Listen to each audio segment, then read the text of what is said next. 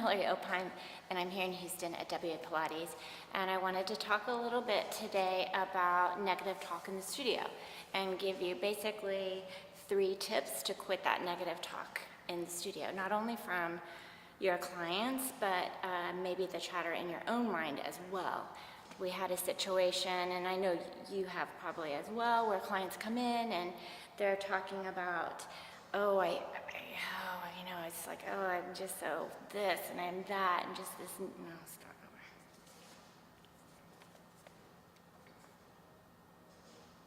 Hi, Hillary Opine here at WA Pilates in Houston, Texas, and I'm here to talk about 3 tips to quit the negative chatter, the negative talk in the studio. If you think about clients that come in that just kind of have that negative talk to themselves and then project that into the studio and into their work with you in terms of, I'm not good at that, or I can't do that, or I'm so sorry, I did that wrong, that wasn't right, apologizing, beating themselves up. As teachers, we want people to come into the studio and feel good about what they do and be accomplished. So how is it that we as teachers can maybe prevent that negative talk or turn it around for the client? And in that same respect, how do we turn it around maybe for ourselves? I don't know about you, but sometimes as teachers in our own practice, whether you're with your teacher working out or on your own, that may play in your mind. Oh, that wasn't right, or I didn't do this, or I'm not rounded as I should be.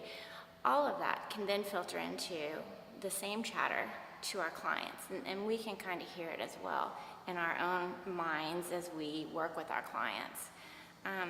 So what are some tools to kind of change that, not only for us as teachers with our clients, but maybe within ourselves? Because if you have that negative chatter in your brain, or your client does, then it really stops the practice and it really stops the challenge for the client. It brings in some fear, it brings in some self-consciousness, and they're in their head too much, and we want them to really be in that moment. So some of the little quick tips I have is, 1, we want our clients to always feel like they accomplished something and that they're good and that they're not doing anything wrong.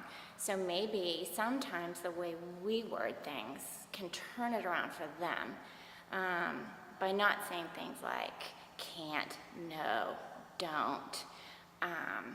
And simple things such as if you're going down to do knee stretches or tiger stretch, whatever you want to call it, and I know you've had the client where you say, kneel on the carriage, hands on the foot bar, feet on the shoulder rest, and maybe they stand up or they lay down. Instead of going, no, I want you to do this, say, we're gonna kneel. Or spin it around into a positive, into no negative chatter in you're relating to them. So that kind of gives them this, like, they didn't do anything wrong, this is what we're going to do, instead of, no, don't do that, do this. That's one trick you can do, and just your verbiage to them the minute they walk in. Instead of, how are you? Is this still hurting? Is this going on? Just say, hey, great, let's get started, blah, blah, blah. No kind of diving into anything that can bring up something for them. Obviously, if they're in pain, you know that, and you wouldn't want to just kind of go back there for them.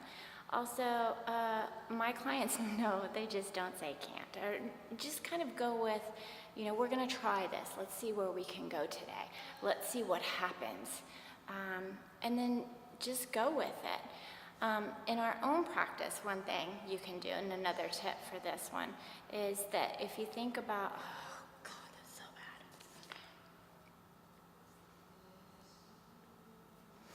Hi, Hillary Opine here at Washington Avenue Pilates in Houston.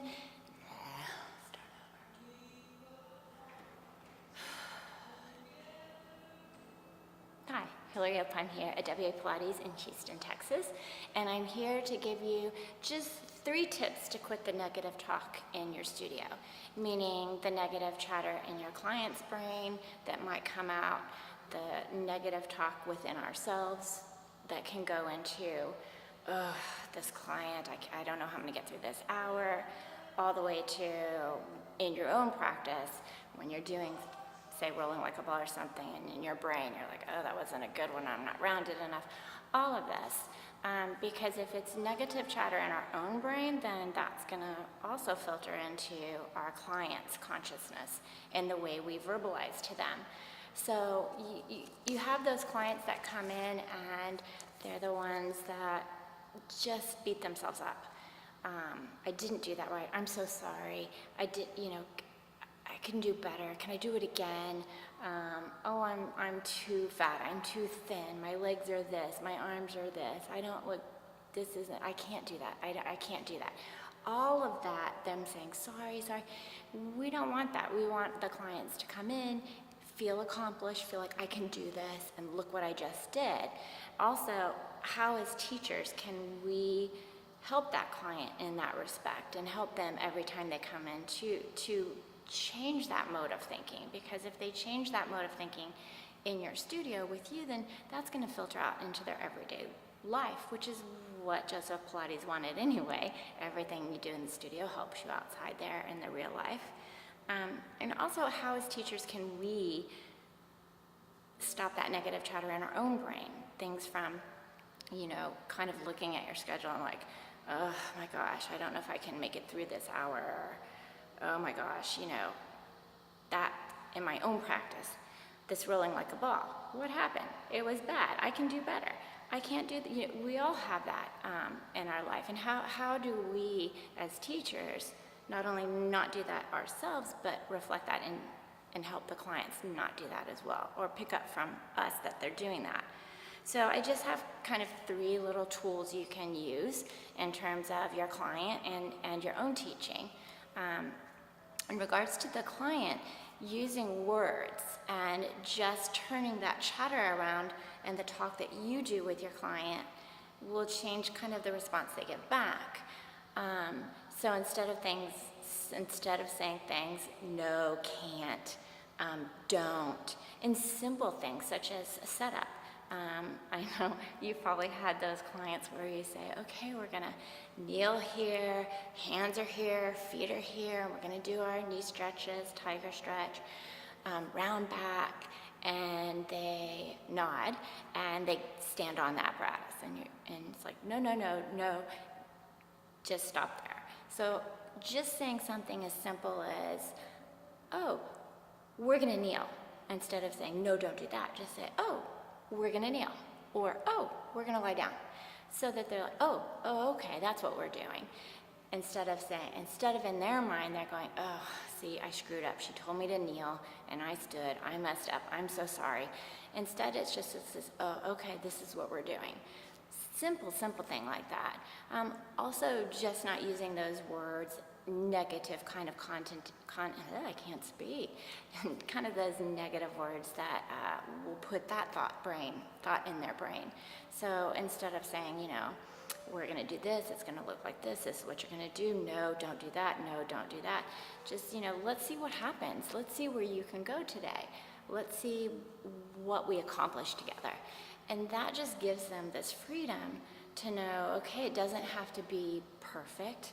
I can make a mistake, even though they're not going to know, because you're not going to sit there and, no, don't do that, no, don't do this. So that all kind of filters in. And over time, you'll see that chatter for them stops, because they start to feel accomplished. They start to feel like they can do things for themselves. And that's what we want. And as teachers, we're the worst, I think, in terms of our own practice, because we know what Pilates is and what it's supposed to do for us, and that perfect teaser and the perfect swan, which is my personal nemesis. And so we're like, oh, I'm not rounded enough. Oh, I didn't get that. Or, oh, I didn't get this. And that kind of gets into our bodies and our brains, and then I feel like maybe it can filter into our clients as well. And simple things we say, oh yeah, my swan is not good either. Or, oh no, this is one I have trouble with, or I struggle with, because da-da-da-da-da. But just kind of giving ourselves that freedom that we want our clients to have in our own practice. When you do some things like, wow, I got as rounded as I could today and it felt good. Or, I really focused on really trying to lift my chest and really trying to lengthen, and look where I got today. All of that can stop that negative chatter in the studio, and that's what you want. You want people to come in and really feel good about what they're doing. So again, stopping that negative chatter, we've got number one, just using positive words in terms of setup, in terms of what their movement is, in terms of when they leave. And number two for ourselves is just going through and doing that in our own mind and our own practice. And then number three, to really kind of bring it all together for that client, is to reiterate over time, when they're doing something, going, wow, do you see how lengthened you got here? Do you remember a few months back? Look how far you've come.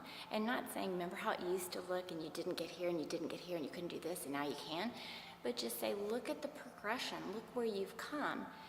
And all of this gives them that empowerment, gives them that strength, and gives them that feel good that they're going to keep coming, instead of coming in and apologizing and I can't do this and having these blocks, when in reality they can do whatever their body can do. And you're just leading them and guiding them down that path. And I think it's a beautiful thing as teachers that we're able to have this hour with this person and give them this positive, safe, supportive place that they can see where they can go. And that's what you want. So those are my 3 tips on how to stop that negative talk in the studio, and I hope they help. And if you have ones, I'd love to hear. Okay, have a great day.